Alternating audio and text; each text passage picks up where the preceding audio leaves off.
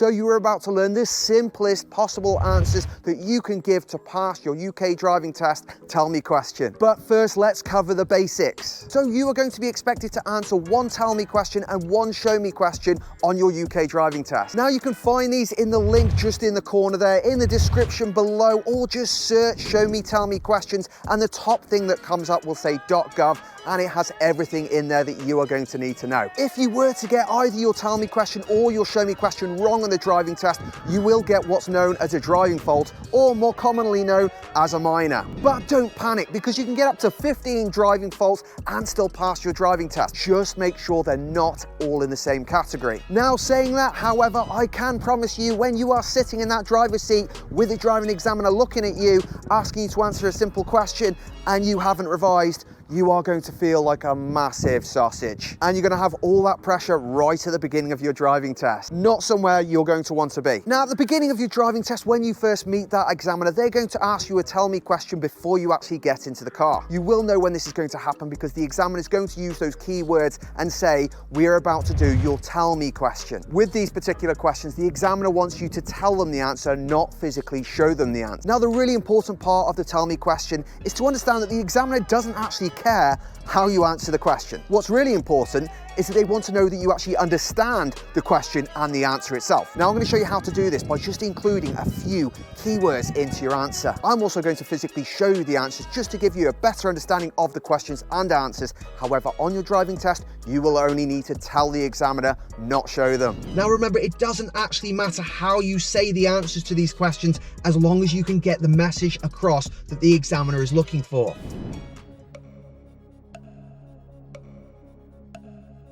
Now the keywords to this answer are spongy and slack. If you just answered with brakes should not feel spongy or slack, you would pass.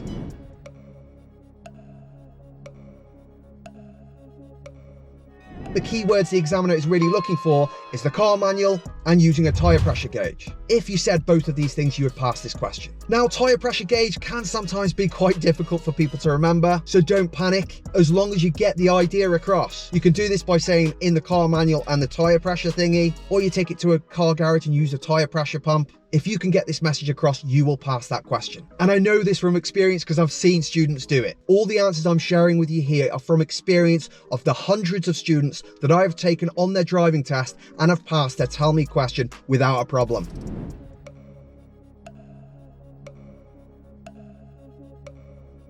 The head restraint should be adjusted so the rigid part is at least the same level as your eyes or the top of your ears. There are three keywords to this answer: eye level, top of your ears, and center. Make sure the center of the head restraint is the same level as your eyes or the top of your ears. Job done.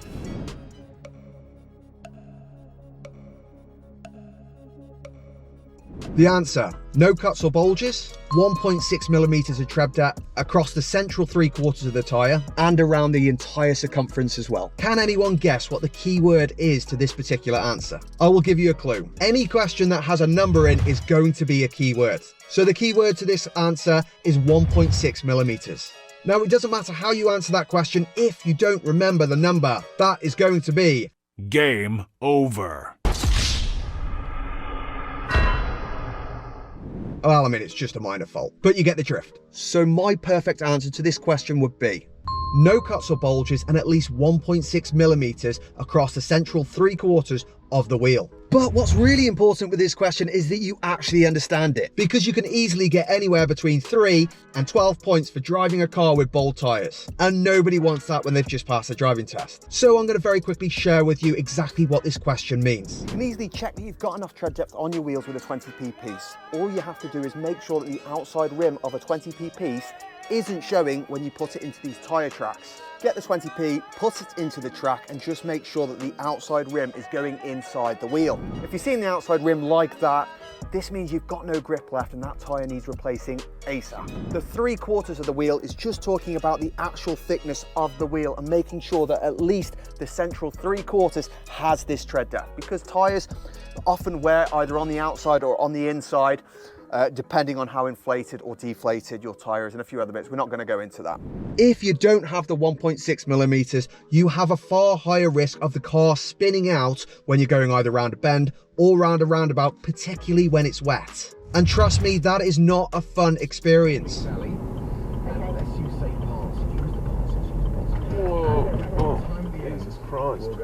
Now, I mentioned the points because if your tyres are less than 1.6 millimeters, this is illegal and you can get 3 points per wheel on your car. This means 4 ball tyres and the police pull you over and you are getting 12 points on your license. I would be very, very sad. By the way, all of this is part of my driving test ready course, which you can find right there. I have a written version of this exact video, as well as an ad-free version as well. If you want to have a look, it is just there or in the description below. Back to the video.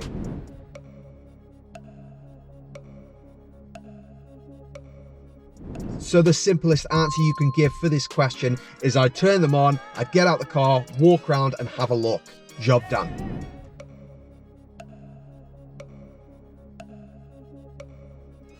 Very easy answer.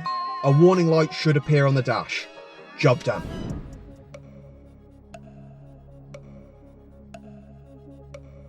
Very similar to question 5. Turn them on or turn your hazards on. Get out the car, walk around and have a look.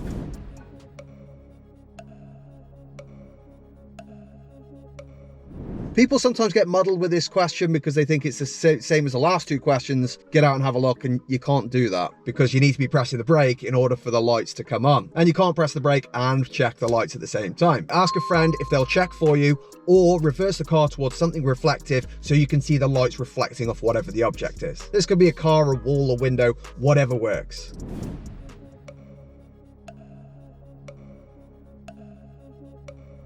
Now the DVSA give you a really long answer to this question.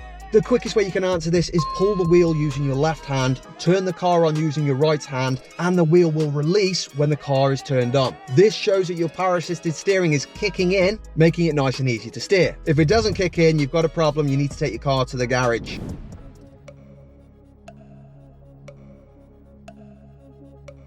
Now this question's really quite tricky because they don't actually tell you the key word in the answer on the DVSA website. I don't know why, but the key word that you're looking for is 100 meters. You also need to know specifically for the car of the make and model that you drive how you turn the fog lights on, because even though you don't actually need to do it, you still need to tell the examiner how you do it. Now that part isn't massively important and I'll explain why in a sec. Now for my car, I'd say I'd pull this and I'd use the fog lights when visibility was less than 100 meters. And that would be good enough, end of question. However, I have been on a recent driving test with the students and the examiner asked them how do they turn the fog lights on and when would they use them. And the student froze up and couldn't remember how to turn the fog lights on.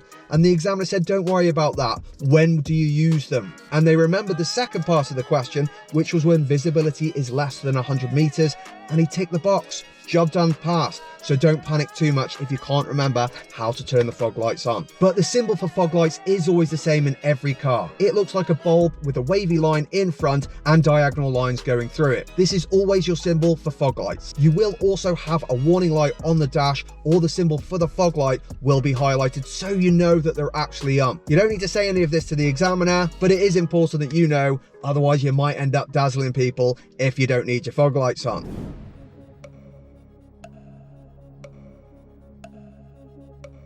Now this is the same in every car and the light on the dash is always going to be blue. The fastest way to answer this question is to say, push the left lever away from you and the blue light will come on the dash. The big key word for this answer is blue light. I'll explain. Again, recently I sat on a driving test and a student got this question and they told the examiner that you push the left lever and a light comes on the dash. But that wasn't good enough because they hadn't said the key word blue. This is the only light that is blue on your dash and it's the same in every single car. And it's really important that you understand that so you know if you've accidentally turned on the full beams and you're blinding the hell out of all the oncoming traffic. Because let me tell you, driving 50 miles an hour in the pitch black down a country road with full beams in your eyeballs is not a fun experience. Okay, next we're on to the bonnet questions. And there are 3 of these. Now I'm going to show you how to make this really simple in every car. Now remember, for this you are going to need to open the bonnet, so make sure you can open the bonnet in your instructor's car if you're not taking your own. However, saying that, do not panic. The examiner understands that this isn't your car and they don't actually mind if your instructor was to come out and open the bonnet for you, as long as you can answer the actual questions. Now, to open the bonnet in my car, I need to have my door open and pull this lever down here. It's quite stiff, so you've got to pull it hard until you can hear a click. There you go. Don't worry, you're not going to break it. Now, in some cars, the bonnet lever might be in the passenger side footwell, so make sure you know where it is. Once you've pulled the lever to open the bonnet, next you've got to find the latch to unlock the bonnet. Now, again, this varies from car to car. The best way to find it is run your hand along the inside edge of the bonnet until you find a latch to press. Once you find it, press it. Now, this sounds a lot easier than it is. Sometimes it can be tricky. So if you're really struggling, get your eyes down here underneath and have a look for the latch. If you're still struggling, just Google it, the make and model, and it'll tell you exactly where it is. For my car, I know it's just above the W on the old VW. So all I have to do is press that and the bonnet will unlock. Then just lift your bonnet. Now you've got two types of bonnet. You've got the hydraulic lift like that, which means I can let go, or you've got the old-fashioned one where you've got to hold it, you've got to get the lever, and you've got to stick it in the hole to hold the bonnet up. Make sure you do that because it's heavy. The symbols for each of these parts in the bonnet can be slightly different depending on the make and model of your car, but you can work it out, and I'm going to show you how. This is what you need to look for in your bonnet. Now, there are only around 5 different things in the bonnet that you can actually fill up. So if we can identify each of those, you can't really go wrong. So I'm going to show you all of them. This symbol here is the window washer fluid. As you can see, it's bigger at the top, smaller at the bottom, which shows it's your windscreen because the windscreen's closer to you at the top and further away at the bottom, making it appear like it's bigger and smaller. It's also got a picture of sprayers showing you this is where you fill up your washer fluid. Next, we have the engine coolant. This is this one here.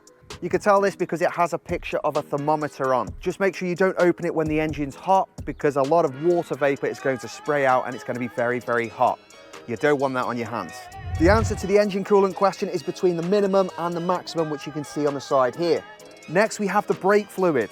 The brake fluid is here. You can see from the symbol, you've got a picture of a wheel with 2 brakes on it. Again, the answer to this question is between the min and the max. Not very well designed because it's right on the left side, so it's very difficult to see, but that's the answer to the question. Finally, we have the dipstick. The answer to this question is you would pull it out, you'd wipe it on something, all the way to the bottom. You dip it back in, pull it back out again, and make sure it's between the minimum and the maximum. The maximum is just this line here, and the minimum is this line at the bottom. And as you can see, I have plenty of engine oil. And finally, this one here, and this is where we'd actually fill up the engine oil if we ran out, because we couldn't get any engine oil in there. You can tell this because it's a picture of an oil can with oil dripping out. This is going to be very similar in all cars. And that is it.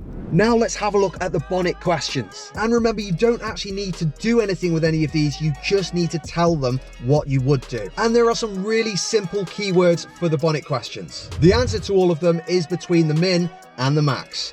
Between the minimum and the maximum. I'm talking literally, you just point and say, it's there between the min and the max.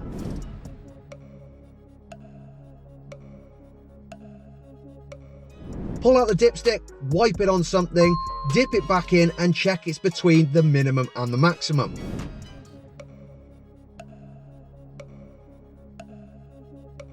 Tell me how you'd know the engine has sufficient engine coolant. Point to the engine coolant and say it needs to be between the minimum and the maximum.